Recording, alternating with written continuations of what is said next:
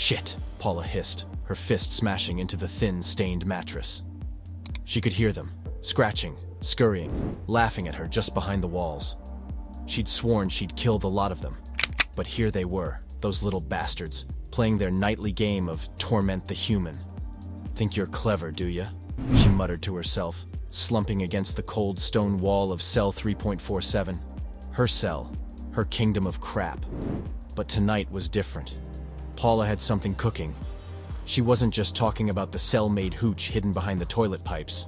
No, tonight she was ready to strike back. The rats, the screws, the whole goddamn system. She was done playing nice. Her eyes darted to the tiny hole in the wall she'd been working on for weeks now, making it big enough to stash the goods. Paula wasn't stupid. She knew the screws would be coming for a spin soon, and she had enough SIM cards in here to set up her own black market phone shop. But first, the rats. She reached under the bed and pulled out the poison-laced Cheetos she'd been saving for just this moment. Come on, you little fuckers. I've got a Christmas present for you. She tossed a handful towards the corner where she knew they gathered. A pair of beady eyes blinked from the dark. Rita, their ringleader. Paula could tell by the way that damn rat stared at her, like she knew more than most people in this joint. Yeah, go on, take a bite, Paula sneered, watching the rat sniff the air.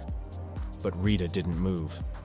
She stared back at Paula, unblinking, like she knew something Paula didn't. Fucking hell, Paula muttered.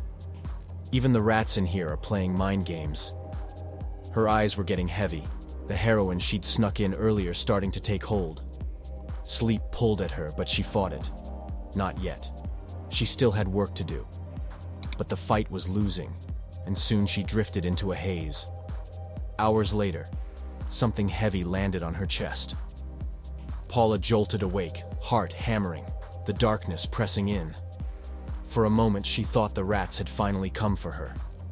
Then she realized it was just Rolly, Rita's massive idiot of a partner, gnawing on a packet of noodles right on her bed. "Get off me, you fat shit!" she yelped, swatting at him. Rolly scuttled off the bed, disappearing back into the shadows. But the scurrying didn't stop. In fact, it was getting louder. Paula sat up, trying to shake off the sleep. The room was spinning, her eyes struggling to focus. Then she heard it, laughter. But it wasn't coming from the rats. It was coming from inside her own head. She blinked, rubbed her temples. She knew that sound. Hallucinations. The spice was kicking in. "Fucking spice," she mumbled, running a hand through her greasy hair. She'd been playing this game for too long, numbing the days with whatever drugs she could get her hands on. But she couldn't let the drugs win. Not tonight. Not when she had shit to do. She glanced towards the corner again, but the rats were gone. All except for Rita, still sitting on the shelf, watching. Always watching. "What are you planning, you little bitch?" Paula muttered. She felt like Rita was plotting something, waiting for the right moment to strike. It wasn't paranoia, it was survival instinct. In this place, everyone was out for themselves, even the fucking rats.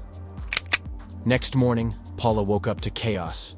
Prison guards were shouting, inmates were being herded into the corridors like cattle. It was the cell spin she'd been dreading. "All right, ladies, out of your cells. Now!" One of the guards barked, banging on the door of cell 3.47. Paula cursed under her breath. This was bad timing. She hadn't had the chance to move the contraband yet. She grabbed her stash of SIM cards, shoving them into the hole in the wall, her hands trembling.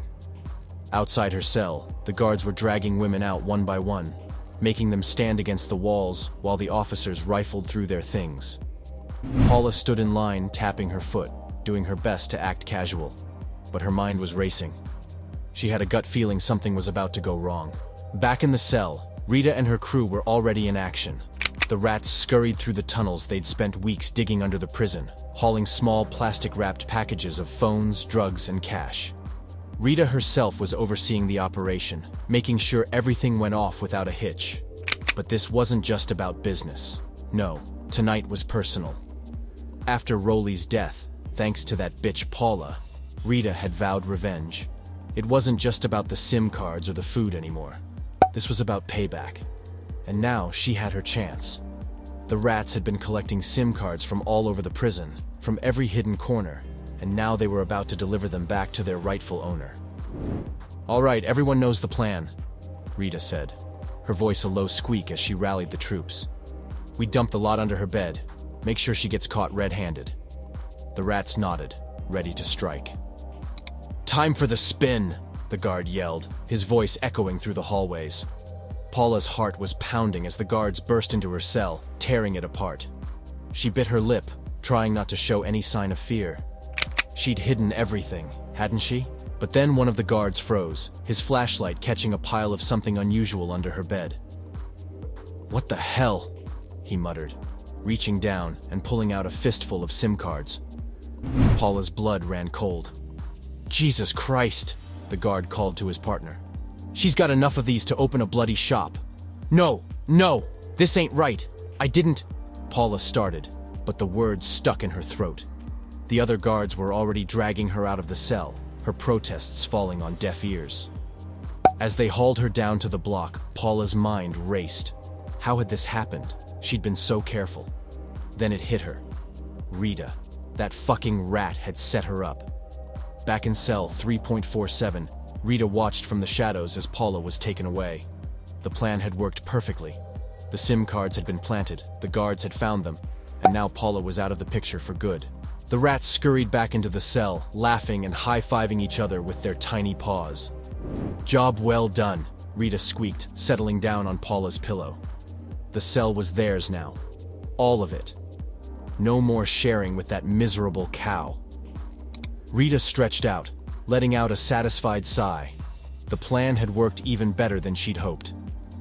"You know what's funny?" Rita said to no one in particular. "She always went on about how EastEnders ruined her life. Guess she wasn't wrong." The rats laughed again, settling in for the night. Outside, the sound of distant prison alarms and shouting echoed through the cold December air. But in cell 3.47, all was quiet. Rita closed her eyes, a small smile curling on her whiskered face.